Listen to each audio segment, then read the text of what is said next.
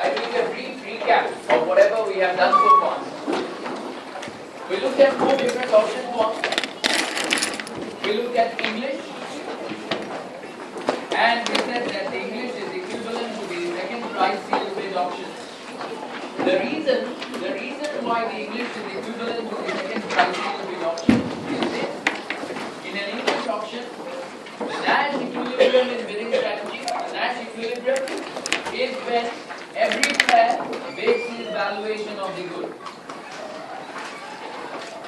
This is the Nash equilibrium. Okay?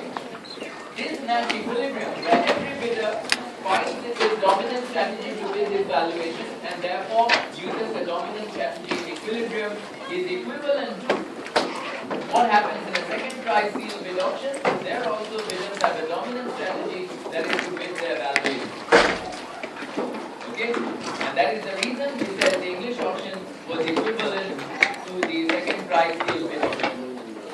When bidders, now the other reason is, when bidders use this equilibrium set of strategies in an English auction, the equilibrium outcome of the auction is that the bidder with the highest valuation wins and pays a price equal to the second highest valuation. Okay, second highest valuation, whatever that valuation might be. Similarly, when in a second price seal bid auction, with these equilibrium strategies, you get an equilibrium outcome where the bidder with the highest valuation wins the auction and pays a price equal to the second highest valuation. So equilibrium strategies are the same, equilibrium outcomes are the same, therefore the English is equivalent to the second price seal bid auction. We also looked at the Dutch auction and we compared it to the first price seal bid auction and claimed that it was equivalent.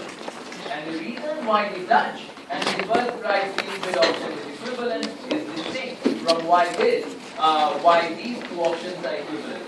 Here you notice I said bidders have a dominant strategy and in equilibrium they will play their dominant strategy. In Dutch auction, in comparing Dutch and first price seal bid, I made no such claim. I said the reason why they are equivalent is because if you were to represent the Dutch auction, which is a sequential auction, in the normal form, you will find that it has exactly the same normal form as the first price seal bid auction. So whenever you have two games where the normal forms are the same, the equilibrium set of strategies will be the same, and therefore the equilibrium outcomes will be the same. That's what I said. Alright, having done this, now let us move to comparing the English or the second price seal bid auction. We are comparing this and the Dutch or the first price seal bid auction. These are equivalent. Now I want to see how can I compare these two options, like the English and the Dutch or the second price and the first price seal bid auction. Clearly, what I mean by saying that I want to compare these guys, I want to see what are the equilibrium strategies used by the bidders here and what are the equilibrium strategies used by the bidders. Here, I already know what the equilibrium strategies are. Every bidder has a dominant strategy, that is to bid his valuation. Therefore, this is the equivalent, the equilibrium set of strategies in an English auction. The question is, can bidding your valuation be a dominant strategy for a bidder in a Dutch auction? That's our first question. Can it be possible that bidding your valuation, which is a dominant strategy in an English auction, also be a dominant strategy in a Dutch auction? Can it be possible? Any answers? Is it possible that a bidder finds it his dominant strategy to bid his valuation in a Dutch auction? Is it possible? And the answer should be clear, and the answer should be no. Why? Remember that this is the first price seal bid auction. Therefore, if I bid my valuation, I am bidder I, and I bid my valuation. If I win, I must pay whatever I bid. This is the first price auction. Your price is equal to your bid. Therefore, if you bid your valuation and you win, you will have to pay your bid. In which case, your payoff from winning, which is B minus T, valuation minus price, becomes valuation minus bid. You have to pay whatever you bid, and what are you bidding? You are bidding your valuation, VI minus VI is equal to 0. So, if you were to bid your valuation in a Dutch auction or a first price sealed bid auction, you will find that if you win the auction, your payoff is 0. Your payoff is 0. Therefore, it cannot be your dominant strategy to bid your valuation. Your payoff is 0. Why would you participate in the auction in the first place? If you are going to get a 0 payoff by winning the auction, you might as well not take part in the auction, because you will get a 0 payoff by not taking part in the auction. There's no point. There's no point. So the upshot of this is that you know one thing: bidding your valuation cannot be your dominant strategy in a Dutch or a first price sealed bid auction. Cannot be. Therefore, you notice something. You notice that if a bidder, by bidding his valuation, gets a payoff of 0, then he should not be bidding exactly equal to his valuation. Rather, if this is his valuation, he should reduce his bid below the valuation.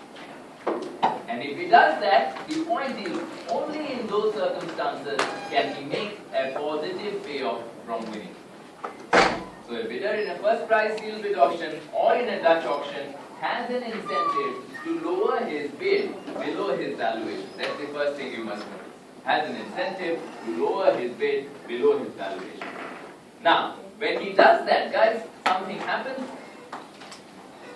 Two things happen rather. The more he lowers his bid below his valuation, his surplus from winning increases. His payoff from winning increases. On the other hand, because he is bidding lower and lower and lower, his probability of winning decreases. Whenever he bids, the logic is this: you can't bid your valuation. No point bidding your valuation, because your payoff from winning will be 0. Therefore, you must bid lower than your valuation. When you bid lower than your valuation, two things happen. First of all, your payoff from winning increases, but at the same time, your probability of winning decreases. Therefore, the optimal bid for the bidder in a first price auction needs to take into account this increasing surplus from winning and the falling probability from winning. He needs to find some way of balancing these two. He needs to find some way of balancing these two. And that will be our first consideration for today's lecture. How do you determine where exactly to strike a balance between this increasing payoff from bidding lower and the falling probability of winning from bidding lower? Okay? Well, how do you strike a balance? And to answer that question, we will consider a simple model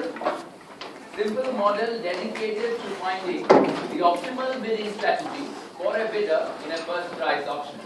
Our assumptions will be this: simple model, we will look at only two bidders.